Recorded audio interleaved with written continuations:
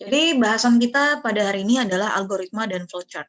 Sekali lagi saya katakan mohon fokus ya karena tampaknya simple dan saya rasa memang mudah, tetapi ternyata bagi sebagian taruna algoritma dan flowchart cukup rumit. Ya. Untuk memastikannya apakah benar-benar rumit ataukah mudah seperti yang saya katakan, mari kita simak materinya.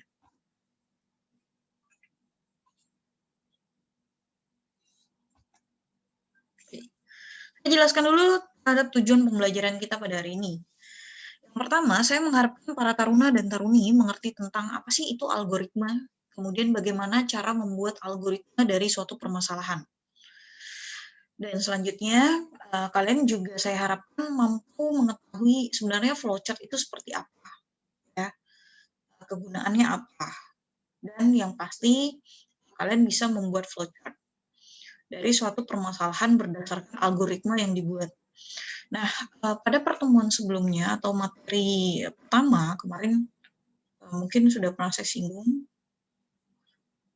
sebelum di materi pertama maksud saya, artinya di pengenalan bahwa ada materi di mana kita sebenarnya membutuhkan aplikasi tambahan. Kalau kemarin-kemarin di perkuliahan sebelum-sebelumnya kita selalu menggunakan lab komputer untuk prakteknya. Nah, di lab komputer itu sudah terinstalasi Microsoft Visio untuk praktek pembuatan flowchart. Nah, kemarin saya agak ragu dan belum juga saya komunikasikan dengan Mbak Ayu mengenai aplikasi ini. Karena kan kalian menggunakan device masing-masing. Dan saya tidak tahu kekuatan atau spesifikasi dari laptop kalian masing-masing. Apakah kuat untuk menjalankan program Microsoft Visio. Tapi bisa kalian coba nanti googling dan download Microsoft Visio pakai yang 2016 aja, 2016 atau 2010 tidak masalah, tidak mesti 2019 ya. Karena pada umumnya fitur-fiturnya sama, hanya ada perbaikan sedikit saja, tapi tidak terlalu begitu signifikan. Kalau untuk Microsoft Visio yang 2019 itu cukup berat aplikasinya, takutnya tidak kompatibel dengan kalian gitu, apalagi kalau misalnya kalian punya banyak aplikasi di masing-masing laptop kalian ya. Tapi kalau misalnya lab komputer STTD yang di sana itu kan sudah terstandar, jadi tidak ada program-program yang yang tidak sesuai dengan perkuliahan. Jadi cukup mumpuni untuk melakukan praktek gitu. Sekarang kita akan bahas apa sebenarnya algoritma.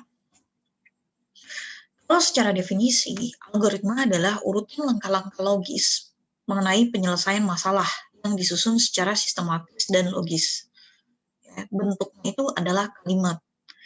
Jadi, kalau kita mengalami suatu permasalahan, kita bisa melakukannya dengan langkah demi langkah. Ya, untuk melakukan penyelesaian biasanya terdiri dari beberapa langkah untuk penyelesaian tersebut.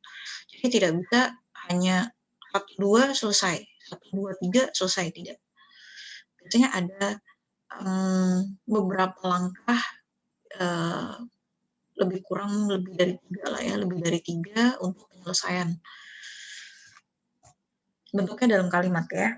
Nah, bagaimana cirinya?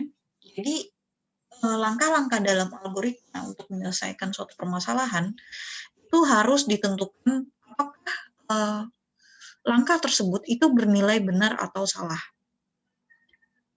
Nanti kalian akan menemukan ketika dia bernilai benar, biasanya akan lanjut lagi perjalanannya atau langkahnya. Tetapi jika dia bernilai salah, maka perjalanannya terhenti. Nah, nanti dalam situasi tertentu, ketika melakukan suatu penyelesaian masalah, biasanya kita sering dihadapi dengan namanya kondisional atau kondisi tertentu di mana kita bisa saja langkah tersebut itu lanjut atau bisa juga pengulangan. Yang pasti nanti ada 2 pilihan, ya atau tidak, benar atau salah. Oke. Bagaimana kriteria algoritma? Yang pertama, dia pasti ada namanya input dan output. Artinya ada data yang kita masukkan, bahan yang perlu kita persiapkan, kemudian nanti pasti ada hasilnya, hasil akhirnya. Nah, hasil akhir ini dalam berbagai macam, ya, bisa dalam bentuk produk, bisa dalam bentuk informasi dan lain sebagainya. Yang pasti dia akan dimulai dengan kata start dan diakhiri dengan kata end. Atau bisa dikatakan ada masukannya, ada keluarannya. Nah, algoritma itu harus efektif dan efisien. Jadi dalam penyelesaian suatu masalah itu tidak boleh terlalu ringkas, tidak boleh juga terlalu panjang atau berbelit-belit. Ya, harus point to point, harus harus ringkas, tapi hasil akhirnya jelas. Nah, saya kasih sampel. Misalnya dari gedung perkuliahan kalian ingin menuju ke asrama. Sebenarnya kan untuk menuju ke asrama itu sangat simpel ya. Kalian tinggal ada dua pilihannya ya. Misalnya kalian berada di lantai 3, kemudian kalian turun sampai ke lantai 1, mau lewat belakang ataupun bisa melewati depan. Kalau lewat belakang nanti belok kanan, kemudian belok kiri. Kalian bisa masuk lewat pintu samping asrama. Tapi kalau kalian lewat pintu depan gedung perkuliahan, kalian harus belok kiri, kemudian baru belok kiri lagi untuk masuk ke pintu depan. Nah, itu kan sebenarnya cara yang efektif dan efisien.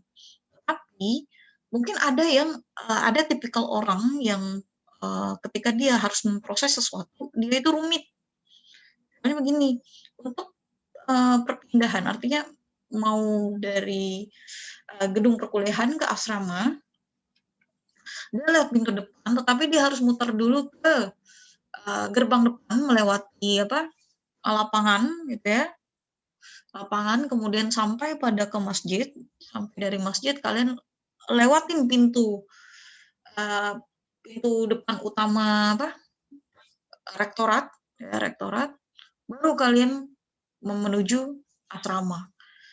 Sebenarnya simple, hanya waktu sedikit ya, hanya butuh waktu sedikit untuk sampai ke asrama, tapi kalian harus muter-muter dulu, muter lapangan, muter rektorat gitu. Nah, itu contoh yang tidak efektif. Kemudian yang paling penting, algoritma itu adalah struktur. Artinya langkah demi langkah itu harus runtut. Langkah demi langkah itu harus konsisten. Ya, runtut, struktur seperti itu. Jadi tidak boleh 1 ke 5, 5 ke 1. Kaki di kepala, kepala di kaki. Tidak boleh. Jadi step by step-nya harus benar. Tidak boleh dibolak-balik. Contohnya seperti ini sangat mudah contohnya. Nah, contoh di depan kalian, ini adalah contoh pembuatan donat. Untuk membuat sebuah donat yang siap dimakan, langkah pertama adalah buatlah adonannya terlebih dahulu. Ya. Step yang kedua, lakukan pencetakan terhadap donat-donat tersebut. Step yang ketiga, yaitu lakukan mendiamkan adonan tersebut, adonan donat yang sudah dicetak, ya, biarkan dia mengembang beberapa saat. Ya. Kemudian step yang keempat, goreng donat-donat yang sudah mengembang tersebut. Yang kelima, kita siapkan bahan-bahan untuk pembuatan topping. Yang keenam, baru kita celupkan donat, ya, bagian atas donat, agar topping melekat pada donat tersebut. Nah, berakhir, dan donat siap disajikan. Itu adalah step-step atau langkah-langkah untuk membuat donat. Nah, itu cukup mudah. Jadi, ini sebenarnya algoritma. Ya, itu bentuk dari algoritma sederhana. Kalian cukup menarasikan, ya, membuat kalimat langkah per langkah dari awal mulai sampai dengan akhir. Dan harus ada hasilnya. Hasilnya donat yang siap disajikan. Seperti itu. Jadi saya katakan bahwa untuk membuat sebuah algoritma atau penyelesaian suatu permasalahan tidak boleh terlalu ringkas. Minimal lebih dari 3 langkah-langkah tersebut. Agar apa? Agar siapapun yang akan melakukan step by step itu pasti sukses, berhasil. Nah, kenapa sih harus membuat algoritma? Algoritma ini adalah salah satu bentuk untuk memudahkan nanti pembuatan flowchart. Jadi logika berpikirnya itu dari kemampuan kalian membuat algoritma. Kalau algoritmanya benar, maka hasil akhirnya pasti benar. Pembuatan flowchart-nya pasti benar. Tapi kalau cara berpikirnya itu salah dan algoritma itu nanti dituangkannya juga salah, maka flowchart-nya itu pasti kacau balau. Seperti itu. Oke. Sekarang saya akan memberikan beberapa contoh algoritma. Tolong disimak baik-baik. Ada 4 contoh algoritma yang akan saya sajikan. Dari algoritma yang sederhana sampai dengan nanti algoritma yang cukup rumit. Ya, di mana algoritma ini nanti sederhana ini perintahnya dari atas ke bawah, artinya tanpa syarat apapun. Nanti ada di mana algoritma tersebut itu bersyarat, ataupun maksudnya bersyaratnya adalah kondisi tertentu. Ya, tolong disimak baik-baik. Sebuah narasi yang akan saya bacakan di sini adalah untuk penguatan kita membuat algoritma. Jadi ceritanya, Ferguson adalah seorang siswa SMK kelas 10. Sebelum berangkat ke sekolah, dia selalu sarapan. Pada suatu hari, ketika Ferguson akan sarapan, yang tersedia hanya nasi tanpa sayur dan lauk. Kemudian, terpikir oleh Ferguson untuk membuat tumis toge tahu dengan langkah-langkah sebagai berikut. 1. Siapkan toge, tahu, cabai, bawang merah, bawang putih, lengkuas, dan bahan lain yang diperlukan. 2. Iris bawang merah, bawang putih, cabai, dan lengkuas. 3. Panaskan minyak dan masukkan semua irisan bahan. 4. Goreng tahu sebentar. 5. Tambahkan toge, kecap manis, garam, dan sedikit air. 6. Aduk hingga semua bumbu meresap. 7. Cicipi rasanya, jika terdapat rasa yang kurang, maka tambahkan bumbu lain secukupnya. 8. Tumis toge siap dihidangkan. Nah, ini adalah langkah-langkah membuat tumis toge. Ya, dari step 1 hingga dengan step 8. Artinya, tumis toge ini sudah siap untuk kita makan. Nah, ini adalah contoh dari algoritma sederhana. Artinya, langkah demi langkahnya dari atas ke bawah. Maksudnya dari atas ke bawah ini adalah tidak ada percabangan, tidak ada kondisional, ya, tidak ada pengulangan di dalamnya. Jadi semuanya lurus aja jalannya. Jadi dari step 1 sampai 8 tidak ada percabangan. Ini adalah contoh algoritma sederhana pertama. Oke. Sekarang kita masuk ke contoh algoritma kedua. Nah, awalnya user login dalam aplikasi transportasi online. Saya ambil contoh di sini adalah Gojek. Kemudian, user memasukkan lokasi penjemputan yang akan dijemput driver Gojek. Selanjutnya, user memasukkan lokasi alamat yang dituju. Ya, benar ya, ini langkah-langkahnya ya. Pertama kalian login dulu ke aplikasi Gojek, benar ya. Kemudian kalian tentukan lokasi penjemputan yang akan dijemput oleh para driver tersebut. Kemudian baru kalian memasukkan lokasi alamat yang dituju. Ya. Selanjutnya, user akan diberitahu tarif yang dikenakan. Jadi setelah tim Gojek ini melihat jarak tempuh dari penjemputan sampai dengan lokasi yang dituju, maka nanti akan keluar tarif yang dikenakan. Nah, user akan diberitahu. Tahap itu, user akan melihat. Ya. Yang kelima, user akan diberi pilihan membayar tunai atau menggunakan GoPay. Oke, nanti user akan diberi pilihan membayar tunai atau menggunakan GoPay. Jika cocok dengan tarif, maka pilih order. Maka tim Gojek akan mencarikan driver untuk Anda. Driver yang memenangkan pesanan Anda akan segera menjemput untuk diantarkan ke tempat tujuan. Nanti user akan diminta tim Gojek untuk memberi rating atas pelayanan driver tersebut.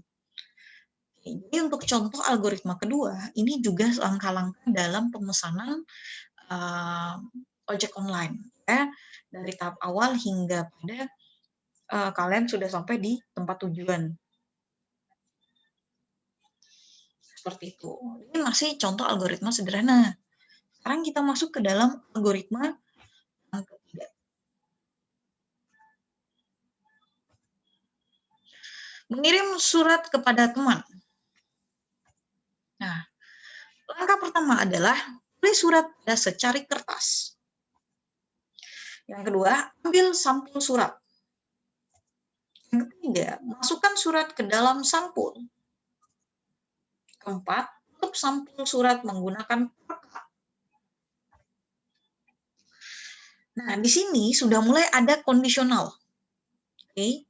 Jika kita ingat alamat teman tersebut, maka tulis alamat pada sampul surat. Ini adalah kondisi. Kalau kita ingat, kita langsung tuliskan saja. Tapi, jika kita itu tidak ingat, silakan lihat dulu buku alamat. Kemudian tulis alamat pada sampul surat. Nah, contoh algoritma ketiga ini berbeda dari tahap yang sebelumnya. Dari contoh-contoh sebelumnya. Di algoritma ketiga, ada yang namanya kondisi tertentu, di mana kemungkinannya bisa ya, bisa tidak. Ya. Jadi disinilah menentukan nilai benar dan nilai salah. Yang ketujuh, tempel perangko pada surat. Dan yang kedelapan, bawa surat ke kantor pos untuk diposkan. Ya, jadi ini adalah langkah-langkah pembuatan mengirimkan surat kepada teman. Tetapi ternyata di tahap kelima dan keenam itu terjadi kondisional. Saya rasa ini juga mudah untuk dipahami ya. Sekarang kita masuk ke algoritma keempat. Yang kita bahas adalah mengupas kentang untuk makan malam. Nah, hanya dengan sebuah permasalahan mengupas kentang, ini akan menjadi rumit. Ya, silakan disimak. Yang pertama adalah Ibu Tati mengambil kantong kentang dari rak. Oke. Yang kedua, Ibu Tati mengambil panci dari almari. Yang ketiga, Ibu Tati itu akan mengupas kentangnya. Yang keempat, Ibu Tati mengembalikan kantong kentang dari rak.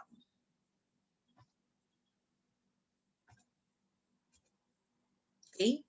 Nah, pada algoritma 4 itu juga sama. Nanti ada kondisi tertentu atau tergantung pada sesuatu. Oke. Jadi sampai step keempat ya, Ibu Tati akan mengupas kentang. Ya, step by step-nya sama. Tetapi untuk yang di slide ini, kalian akan bertemu yang namanya tergantung pada sesuatu atau kondisional. Ya. Oke. Ibu Tati mengembalikan kantong kentang dari rak. Nah, tadi kalau kita lihat, pada tahap ketiga di sini, lakukan persiapan, gunakan celemek, dan pakaian itu tergantung pada harinya. Oke. Step 1 sampai step 3 itu hampir sama, hanya kita bikin kondisionalnya itu di bagian ketiga. Jadi 1, 2, 4, 5 itu sama, tetapi di slide yang ini, ya, di bagian ketiga kita bikin kondisional, di mana sebelum dia mau mengupas kentang, dia ini melakukan persiapan. Nah, jadi keputusan dia menggunakan celemek atau tidak itu tergantung dari pakaian yang dia gunakan pada hari itu.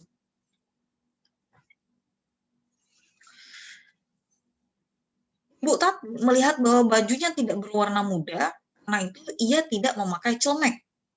Berarti tidak ada aksi memakai celemek pada hari Sabtu. Dan pada hari Minggu, Ibu Tati melihat bahwa bajunya berwarna muda. Karena itu ia memakai celemek. Ya, kondisinya di sini adalah tergantung hari. Tergantung kecerahan dari bajunya.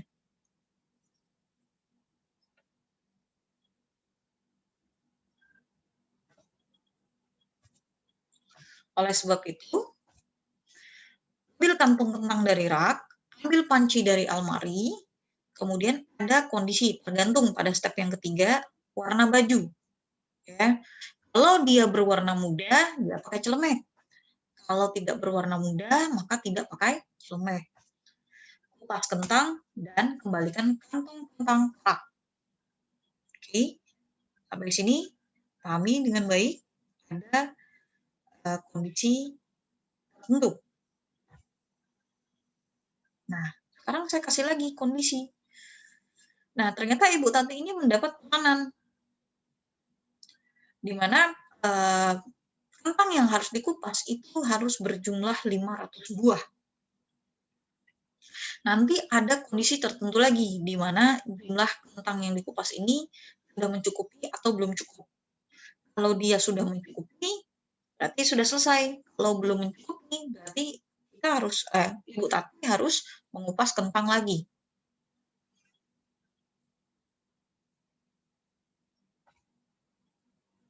Nah, bisa jadi pada saat mengupas kentang, itu tergantung lagi pada kentangnya. Jika rusak atau busuk, maka dibuang. Ya, tapi kalau misalnya kentangnya dalam keadaan baik, maka silakan lanjutkan untuk mengupas. Nah, jika jumlah kentang yang terkupas itu belum cukup, tergantung pada kondisi kentang. Jika busuk, buang dan cari kentang berikutnya. Dan ini tidak akan dihitung sebagai 500 buah kentang. Tapi ketika dia kondisinya bagus atau tidak busuk, maka kupaslah satu kentang tersebut. Seperti itu.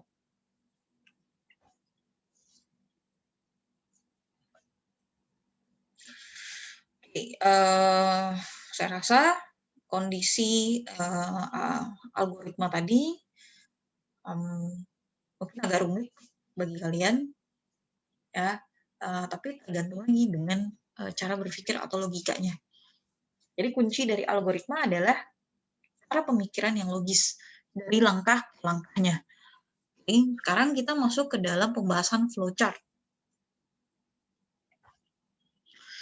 Flowchart atau bagan alir adalah bagan-bagan yang mempunyai arus yang menggambarkan langkah-langkah penyelesaian suatu masalah. Kegunaannya, yang pertama, flowchart digunakan untuk alat bantu komunikasi dan untuk dokumentasi. Nah, pada umumnya flowchart ini digunakan untuk pedoman standar operasional prosedur yang ada di perusahaan-perusahaan atau di lembaga-lembaga tertentu. Ya, di dunia usaha, di industri itu juga ada flowchart-nya untuk menjamin bahwa pekerjaan itu bisa selesaikan dengan range waktu yang sudah ditentukan. Kemudian hasil dari produksinya juga sudah bisa diprediksi, artinya tidak akan jauh berbeda. Dan flowchart ini juga menjamin kualitas dari suatu pekerjaan. Itu fungsinya flowchart. Jadi pimpinan atau pengawas bisa melihat bagaimana kinerja bawahannya, bagaimana kinerja stafnya menghasilkan suatu produk ataupun pelayanan. Ya, apakah sudah sesuai dengan prosedurnya atau belum? Itu bisa dilihat dari flowchart-nya. Dan masyarakat pun customer ya itu bisa mengecek sejauh mana sih mereka sudah melakukan proses tersebut. Jadi kalau misalnya prosesnya memang belum selesai, maka ada beberapa langkah lagi yang harus diselesaikan. Ya, jadi flowchart ini bukan hanya untuk pekerja saja ya, tetapi flowchart ini juga untuk diketahui masyarakat. Nah, mungkin kalau kalian pernah datang ke puskesmas, ke rumah sakit, ke kantor polisi, atau ke lembaga-lembaga publik lainnya, ya, itu biasanya di bagian depan itu ada alur atau bagan alirnya. Nah, itu namanya flowchart. Jadi dari step pertama kalian kemana, itu nanti diarahkan dalam bentuk-bentuk bagan. Itu salah satu cara untuk mengkomunikasikan langkah-langkah yang harus dilakukan oleh masyarakat untuk memperoleh SIM, untuk memperoleh BPJS, dan lain sebagainya. Artinya, untuk mendapatkan sesuatu, baik itu produk maupun jasa, layanan, bisa menggunakan flowchart. Nah, kegunaan yang berikutnya adalah flowchart ini digunakan untuk memperinci tahap-tahap rangkaian dan suatu proses pekerjaan atau penyelesaian dari suatu masalah. Ya, jadi bukan hanya memproduksi saja, tetapi menyelesaikan suatu permasalahan juga bisa. Ya, misalnya bagaimana cara mengupas kentang, bagaimana tadi cara membuat donat, nah seperti itu. Jadi saya bilang bahkan di industri-industri atau juga di tempat usaha bisnis itu biasanya ada flowchart-nya. Mengapa? Tadi salah satu poin pentingnya adalah untuk menjamin kualitasnya. Ya, di Starbucks ataupun juga di Jikung, di KFC itu ada proseduralnya. yang perlu diikuti. Nah, prosedural ini biasanya dalam dua hal sih, bentuknya bisa algoritma, bisa juga dengan flowchart. Ya, tergantung si pembuatnya tersebut ya, pemprosesnya. Apakah dia membuatnya dalam bentuk algoritma atau dia membuatnya dalam bentuk flowchart. Nah, ini untuk Anda ketahui ada beberapa jenis flowchart ya. Ada 5, yang pertama adalah sistem flowchart, yang kedua adalah dokumen flowchart, yang ketiga adalah schematic flowchart, yang keempat adalah program flowchart, dan yang terakhir adalah proses flowchart.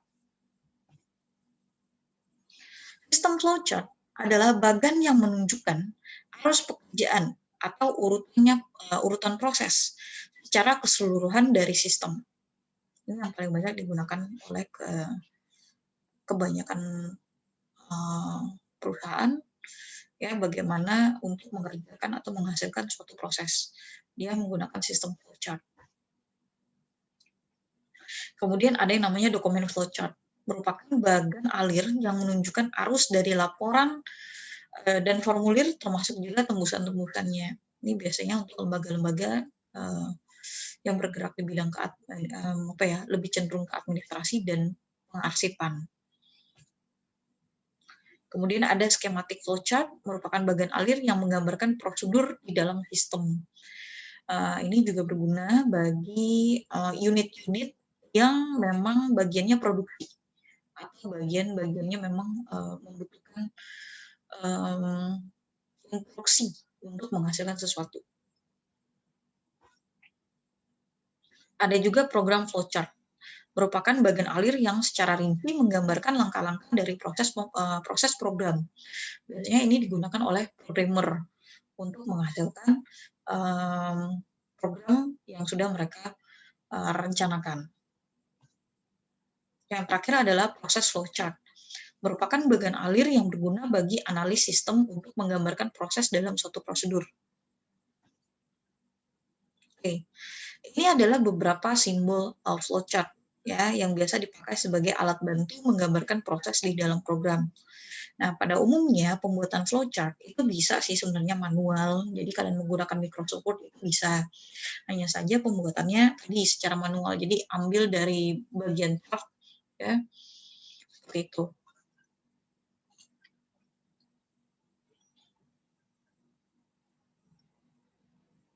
Oh, jadi ada ini ya. Oke. Sebentar. Oke, lanjutkan dulu ya. Pada umumnya tadi saya katakan bisa dalam Microsoft Word, tetapi sebenarnya untuk pengolahan flowchart itu sendiri itu bisa dilakukan dengan aplikasi khusus, yaitu tadi saya katakan Microsoft Visio. Ya, kalian boleh klik terhadap Microsoft Visio itu ya, kalian googling aja, kemudian kalian download ya. Itu sudah banyak simbol-simbol yang sudah tersedia sehingga tinggal digambarkan saja.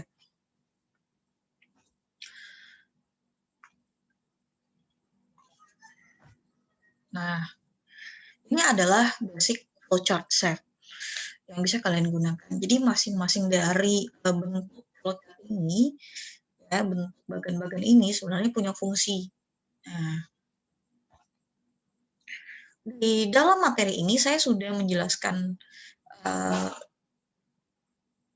fungsi dari berbagai macam simbol yang ada di flowchart, ya. Tapi tidak akan saya terangkan satu persatu seperti ini. Ya, nanti materinya akan saya share di Google Classroom. Tinggal kalian baca-baca. Jadi simbol ini fungsinya buat apa? Untuk memudahkan.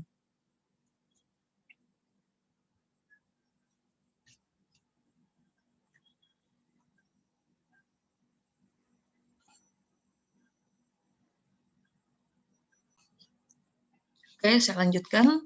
Tadi saya skip untuk bagian masing-masing simbol ya. Fungsinya buat apa, itu nanti kalian silahkan baca materinya. Nah, sekarang saya akan bahas tentang kaidah-kaidah umum dalam pembuatan flowchart. Ini adalah hal yang paling penting. Yang pertama, mohon maaf. Yang pertama yang kalian harus tahu untuk kaidah-kaidah pembuatan flowchart, sebenarnya tidak ada rumus atau kaidah yang bersifat mutlak atau baku. Itu tidak ada. Jadi tergantung pada pemrosesnya atau programnya.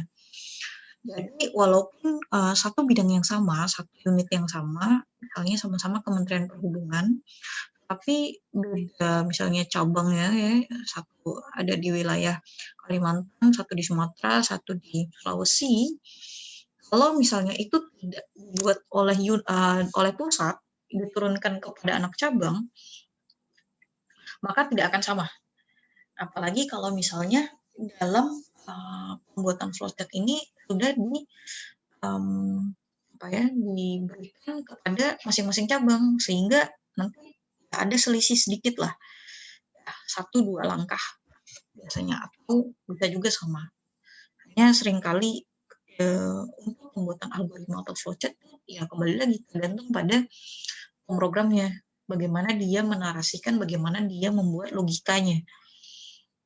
Jadi bisa dikatakan tidak baku, walaupun jenis bidang geraknya sama-sama di bidang pelayanan jasa, tapi kalau pemrogramnya berbeda, hasilnya juga berbeda.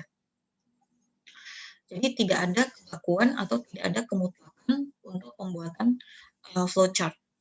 Nah, yang kedua, flowchart ini dapat bervariasi antara satu pemrogram dengan yang lainnya. Nah, tadi tergantunglah dengan pemrogramnya itu sendiri. Serumit apa sih dia berpikir untuk membuat penyelesaian dari suatu permasalahan. Ya, semakin dia itu sistematis, semakin dia itu orangnya berpikirnya praktis, maka akan sangat-sangat efisien dalam pembuatan flowchart. Nah, setiap pengolahan selalu terdiri dari 3 bagian utama. Jadi dalam pembuatan flowchart itu selalu ada yang namanya input, proses, dan output. Ya, itu dia intinya. Nah, untuk pengolahan data dengan komputer, urutan dasar dalam pemecahan suatu masalah itu kita bagi atas 5. Yang pertama adalah start, di mana berisi instruksi untuk persiapan peralatan yang diperlukan sebelum menangani pemecahan masalah. Di beberapa contoh sebelumnya, algoritma, saya mengatakan bahwa siapkan dulu bahannya, tumis toge tadi. Ada toge, ada tahu, ada cabai, ada garam, dan lain sebagainya. Kemudian untuk di contoh algoritma pembuatan donat juga siapkan adonan atau bahan-bahannya. Hanya saja tidak saya perinci dengan siapkan tepung, siapkan baking powder, siapkan dan lain-lain lah, garnitur dan lain-lain. Nah, seperti itu. Nah, pasti ada tahapan di mana kalian itu memulainya. Lakukan dulu dengan kata start. Flowchart itu selalu ada kata startnya atau kata mulai. Baru kita masuk ke dalam step by step-nya. Nah, yang kedua adalah bagian read, di mana berisi instruksi kegiatan untuk membaca data dari suatu peralatan input. Nanti ada bagian sebelum kita masuk ke proses, nih, saya katakan mulai. Setelah saya menuliskan kata mulai atau perintah untuk memulai, nah di bagian read itu adalah bagian persiapan bahan mentah tadi, ya, toge, cabai, garam, bawang, dan lain sebagainya. Itu adalah read, posisi read. Nah, kita menginput dulu data-data tersebut, bahan-bahan mentah. Baru kita masuk ke dalam bagian proses. Nah, kegiatan yang berkaitan dengan pemecahan persoalan sesuai dengan data yang dibaca. Harus di apa nih? Harus digoreng dulu, harus ditumis dulu, harus diiris dulu. Nah, proses tadi pengirisan, penggorengan tahu, ataupun tadi di donat itu ada proses mendiamkan dulu agar adonan mengembang. Nah, itu adalah proses. Baru nanti kita masuk ke tahap selanjutnya. Apa? Write lagi. Di tahapan B ini, instruksi untuk merekam hasil kegiatan keperalatan output. Jadi kita akan melihat bahwa, oh ini sudah matang belum? Oh, ini rasanya sudah pas belum? Kalau sudah pas, berarti boleh lanjutkan atau boleh langsung dihidangkan. Tapi kalau misalnya kurang, kita tambahkan lagi garam. Jadi di bagian sehabis proses itu ada write lagi untuk mengecek kesiapan dari produk sebelum dia menjadi ya, sebelum dia dinyatakan berakhir. Nah, tadi ada kata mulai dan nanti akan diakhiri dengan kata end atau akhir, berakhir. Ini adalah urutan dasar dari suatu pemecahan masalah. Jadi tadi saya bilang tidak mungkin dalam pemecahan masalah atau pembuatan algoritma itu hanya dua langkah saja. Yang pasti harus lebih dari 3. Atau secara tegasnya sebenarnya minimal itu adalah 5. 5 langkah itu minimal. Jadi tidak bisa di bawah 5 karena kalian harus melewati proses start, read, proses, write lagi, baru end. Oke? Nah, itu dia. Hal yang perlu diperhatikan pada pembuatan flowchart. Nah, yang pertama adalah hindari pengulangan proses yang tidak perlu dan logika yang berbelit, sehingga jalannya proses itu akan menjadi lebih singkat. Ya, jadi tadi saya bilang untuk sampai ke asrama itu tidak perlu muter-muter dulu sampai ke masjid, sampai ke rektorat. Cukup kalian belok kiri, nanti belok kiri lagi sudah sampai ke asrama. Ya, turun dulu dari lantai 3 menuju pintu depan, dari pintu depan nanti keluar beberapa langkah, kemudian baru belok kiri. Nah, seperti itu. Itu adalah step-step yang efektif dan efisien. Kemudian, apalagi yang perlu diperhatikan, jalannya proses itu digambarkan dari atas ke bawah. Selalu pembuatan flowchart itu dari atas ke bawah. Dan diberikan tanda panah untuk memperjelas ini alurnya kemana sih gitu. Ya itulah flowchart, itulah bagian alir. Kita akan tahu jalannya kita harus kemana itu berdasarkan garisnya. Sebuah flowchart itu pasti diawali dengan satu titik start dan diakhiri dengan seperti itu. Nah, ini adalah contoh masalah sehari-hari. Langkah-langkah yang dilakukan waktu menelpon teman. Nah, itu gampang ya. Kalau dilihat-lihat diagram alir mengenai apa yang dilakukan mulai dari bangun pagi sampai dengan tiba di kampus. Langkah-langkah yang dilakukan waktu menelpon teman. Kita bisa buat algoritma sederhana, tapi kita juga bisa membuat algoritma bersyarat atau kondisional. Nah, contohnya begini, ambil handphone, kemudian cek kontak. Ada nggak nomor teman yang kita tuju? Jika ada, kita langsung tekan tombolnya. Jika tidak ada, kita bisa bertanya dengan teman yang lain. Nah, jadi ada kondisi di situ ya. Jika ada kontak teman yang dituju, maka langsung tekan tombol, ya. Kemudian lakukan percakapan, selesai. Tapi ada kondisi tertentu di mana saya tidak tahu, maka saya akan menghubungi teman saya dulu yang lainnya. Nah, gitu. Kemudian saat menelpon, saya ternyata ingin mengecek pulsa dulu, ya. Jadi bisa cekkan pulsa terlebih dahulu. Jika ada pulsa, saya lanjutkan menelpon. Jika tidak ada pulsa, saya isi terlebih dahulu. Kemudian sudah terisi, baru lakukan tekan tombol untuk menelpon, lakukan percakapan dan berakhir atau end. Jadi untuk membuat algoritma menelpon saja itu bisa logika sederhana, bisa logika bersyarat, ya. Nah, untuk diagram alir mengenai apa yang dilakukan mulai bangun pagi sampai dengan tiba di kampus, ini bisa sangat sederhana, tapi bisa juga sangat rumit, tergantung cara kita berpikir. Yang pasti yang perlu kalian ketahui ketika kita membuat bagian arus dari logika flowchart, itu terbagi atas beberapa macam instruksi. Ya, beberapa macam instruksi inilah yang akan mengarahkan si pembaca flowchart itu tahu kemana arah yang harus dia lalui. Saya membagi beberapa macam instruksi. Di sini ada yang pertama, instruksi tanpa syarat. Artinya jalannya mulus aja. Yang tadi saya katakan beberapa algoritma sederhana. Itu sebenarnya instruksi tanpa syarat. Prosesnya mulus aja, lancar aja. Proses A ketemu proses B, jadinya proses C. Kedua adalah instruksi bersyarat atau conditional statement-nya. Nah, ini ada ya, ada tidak. Jika ya apa, jika tidak apa. Ya, contohnya tadi, jika kalian punya nomor kontak teman, maka langsung tekan tombol. Tetapi jika tidak punya nomor kontak teman, maka tanya ke teman yang lain. Jika punya pulsa, langsung menghubungi, jika tidak punya pulsa, mengisi terlebih dahulu. Itu adalah bersyarat, instruksi bersyarat. Nah, ini gambarnya sudah cukup jelas ya, di mana ada suatu kondisi, kemudian ada proses A dan proses B. Ada kata salah, ada kata benar. Instruksi yang ketiga adalah instruksi pengulangan. Ya, instruksi pengulangan ini terjadi ketika kondisi tersebut memerintahkan Anda untuk melakukan proses itu secara berulang. Jika salah, akan berhenti. Tapi jika benar, dia akan mengulang ke proses sebelumnya. Apalagi step yang harus dilakukan. Nah, seperti itu. Untuk lebih jelasnya nanti ada contohnya.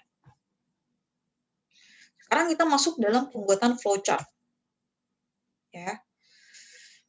Tadi saya ingatkan, ketika membuat flowchart itu selalu dimulai dengan kata mulai. Ya, jangan lupa menggambarkan garisnya. Kemudian ada namanya input dan output. Ya, mungkin Anda ingin melakukan komunikasi dengan pemakai atau dengan publik, dengan masyarakat. Ya, silakan komunikasikan itu di dalam bentuk square seperti ini. Jadi ada input dan output. Beda lah dengan proses ya. Nah, baru kita masuk ke dalam prosesnya. Nah, lambangnya itu khusus. Jadi kalau input itu gambarnya seperti itu. Output gambarnya seperti poin yang kedua atau bentuk yang kedua. Nah, baru kita masuk ke dalam proses. Nah, ini adalah satu ketuntasan ya, suatu ketuntasan dari algoritma dari flowchart. Ya, secara tegas saya katakan bahwa minimal dalam pembuatan flowchart itu ada 5 step. Dari mulai start, read, process, write, dan end. Seperti itu. Jadi ada 5. Tidak boleh hanya 1-2 step. Ya, jadi ada inputnya apa, outputnya apa, baru dikatakan berakhir. Aku ya, ini adalah algoritma paling sederhana. Dan ini tanpa syarat. Jadi nomor 4 ini adalah algoritma sederhana dan tanpa syarat. Karena semua prosesnya itu berjalan begitu saja, tanpa ada conditional tertentu. Nah, sekarang kalian lihat contoh flowchart di sini. Contoh flowchart di sini adalah 2 contoh instruksi yang berbeda. Pada sisi sebelah kiri, ya, start, kemudian ada masukan A dan B, C, A plus B, kemudian muncul tampilan C dan M. Ini adalah instruksi tanpa syarat. Ya, kita mulai dengan kata start, kemudian kita masukkan inputnya. Jadi input ini adalah bahan mentahnya tadi, A dan B itu adalah bahan mentah. Cabai, garam, gula, segala macam itu adalah A dan B. Kemudian E itu adalah prosesnya. Entah itu diiris, entah itu nanti digoreng, disangrai, direbus, itu adalah C. Hasilnya, entah nanti jadi tumis, entah itu nanti jadi sop, entah itu nanti jadi gulai, itu adalah tampilan C. Hasilnya. Baru kita akui bahwa suatu penyelesaian dalam pembuatan tumis, G tadi, itu sudah berakhir. Maka tuliskan kata M. Itu adalah instruksi tanpa syarat dari pembuatan flowchart. Sedangkan sisi sebelah kanan itu adalah contoh flowchart yang bersyarat. Ya, contoh flowchart yang bersyarat. Mulai dengan kata start, kemudian ada masukan A, kemudian bisa saja pada prosesnya itu bagi A dengan 2. Kemudian kita olah lagi, apakah sisa hasilnya baginya sama dengan 0? Jika iya, hasilnya genap. Jika tidak, misalnya hasilnya ganjil. Nanti akhirnya adalah M. Ini adalah logika bersyarat. Nah, untuk contoh yang ketiga ini adalah contoh flowchart yang berulang. Ada pengulangan flowchart di situ.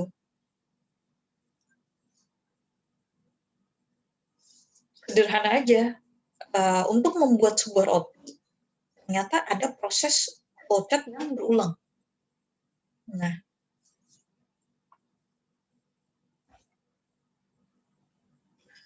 Bahkan untuk membuat secangkir kopi, untuk menghasilkan tes yang nikmat, tes yang sama walaupun baristanya berbeda-beda, juga bisa menggunakan flowchart. Dan ini tadi saya bilang, bahwa di industri ya atau di bidang bisnis itu ada flowchart. Berapa untuk menghasilkan tes yang sama persis. Karena beda takaran itu bisa berbeda. Untuk menjamin suatu kualitas dari suatu produk atau layanan yang dihasilkan, kita wajib membuat flowchart agar kualitas hasil produksi itu sama. Seperti itu. Nah, contoh di depan untuk pembuatan secangkir kopi ini itu menggunakan flowchart tipe pengulangan, ya, tipe pengulangan. Tampaknya sederhana, tetapi ternyata logika berpikirnya juga rumit. Hanya ketika kita melakukan step by step ini hasilnya akan sama. Nanti untuk lebih jelasnya bisa dilihat di bagian materi. Nah, untuk contoh ketiga, flowchart-nya itu jauh lebih rumit lagi. Ya, jauh lebih rumit lagi. Dia ada bersyarat, dia ada pengulangan. Nah, ini tergantung pemrosesnya ya, pemrogramnya sendiri, gimana dia berpikir. Yang pasti harus ada N, ada start, ada end. Ada hasil yang ada apa ya, input tadi selesai diproses, kemudian jadi output. Jadi ada yang dihasilkan lah dari suatu flowchart itu pasti. Contoh keempat adalah flowchart aktivitas mahasiswa. Oh, betapa rumitnya ini. Hanya untuk membuat aktivitas mahasiswa. Ya, itu bersambung ya flowchartnya, mulai dari start sampai end itu bersambung.